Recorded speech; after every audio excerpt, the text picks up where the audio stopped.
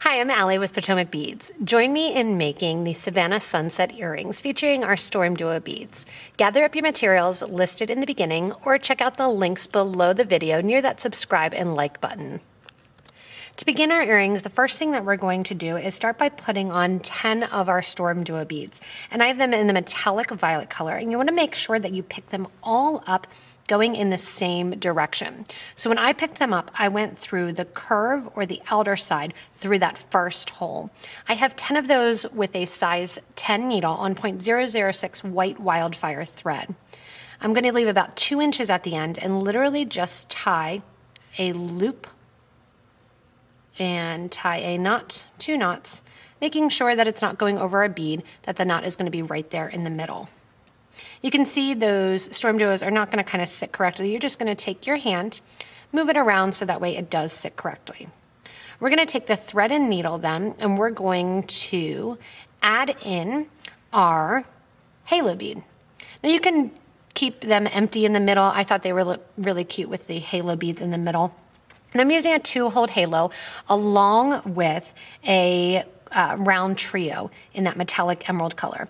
So I have that antique brass bead here, and what I'm going to do is I'm going to add on to my needle the 2-hole halo and go through the outermost hole of the RounTrio. From here, you're going to look and see where you are coming out on the StormDuos, and you're going to count up 4 beads.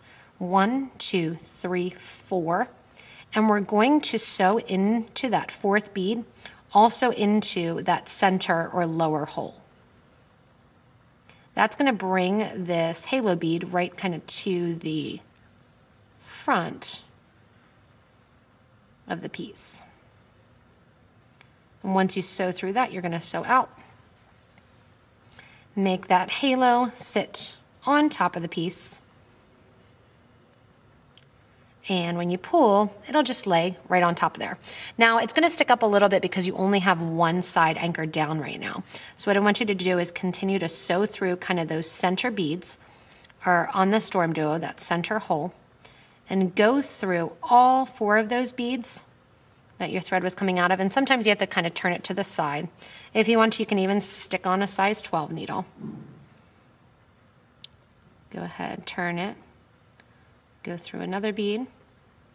I'll go through one more here. And then your needle and thread is going to end up coming out right where you had that starter knot thread. In addition to that, we're going to sew through one more bead and come out. When you're out there, I want you to flip it back over to the top, give a little tight yank to get that first of your halo bead in place.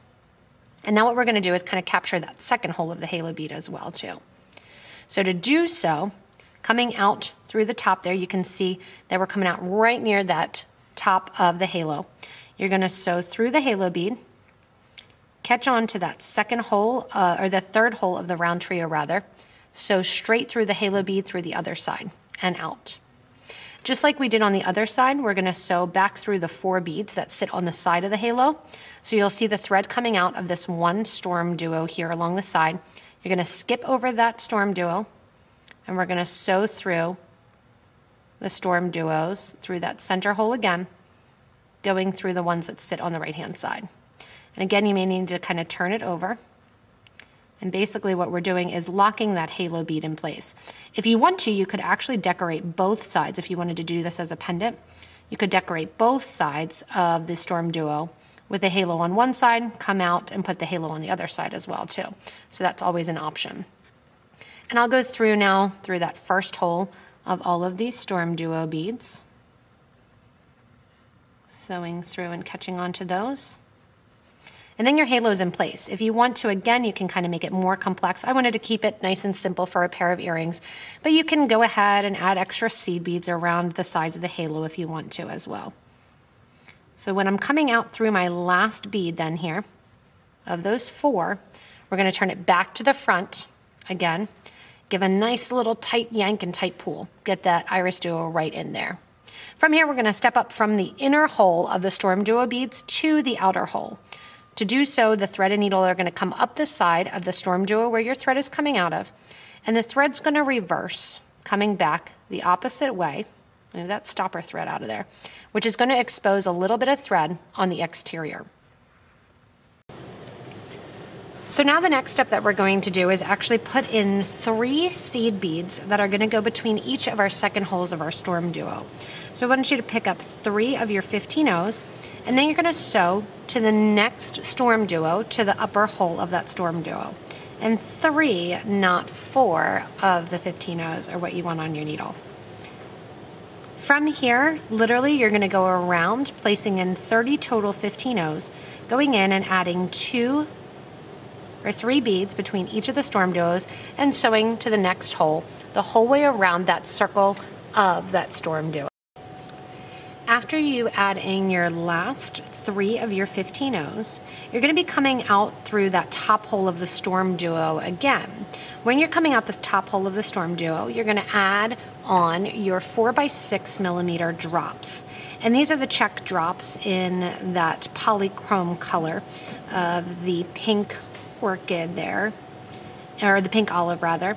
And you're going to make sure that your drops are sitting behind the seed beads. So as you sew around, adding in your drops, make sure that they sit behind the seed beads. Give a nice tight pull so they sit kind of sticking straight out, and that you're going around not catching on to any of the seed beads that are there. If you notice, I kind of sew on an angle. That's going to make it easier for you to make sure that it does go on correctly and that those drops do sit nice. So you're going in here adding 10 drops behind your 10 groupings of 3 seed beads.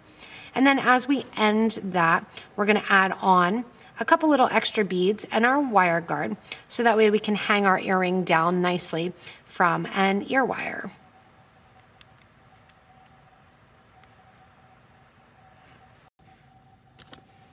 So adding in your last of your drops, you're going to add your drop in, and then you're going to sew through the StormDuo, the first one that your kind of thread was coming out of.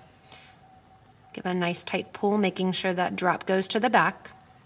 I want you to sew through the next drop, so the first one that you added on, and just through the drop. When your needle and thread exit the drop here, go ahead and pick up 2 15-0s, and they're in those Miyuki color in that emerald gold luster. Pick up your wire guard, and I like to use wire guards or wire protectors whenever I'm using pendants or ear wires with the ends of the metal, because it helps to protect the thread from rubbing on the metal, and I also think it gives it a very nice finished look. With this wire guard or the thread guard or the wire protector, depending on what you want to call it, it goes up one side around that arch and then down the other side of the piece. Add 2 more of your 15-0 seed beads in. Push those all down next to the wire guard, making sure that you don't see a lot of extra thread showing. And I went in my earrings and just kind of gave a little pinch and pinched that wire guard together a little bit. From here, you can see I have it on the back so you can see a little bit easier.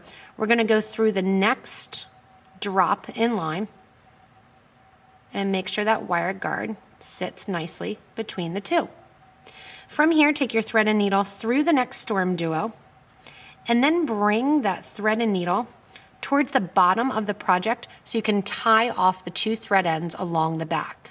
After that, your project is completely finished and you have your fun look of that nice Savannah Sunset earring done. You just need to slide it onto your ear wire and your earrings are good to go. Thanks so much for watching the Savannah Sunset Earrings. Remember, if you want to make your own pair, you can go back to the beginning of the video where we have the materials listed, or conveniently below the video near that like and subscribe button are all the links to purchase from us online at PotomacBeads.com as well as PotomacBeads.eu. Remember, if you do want to subscribe, we love to do videos to help you become a better beader.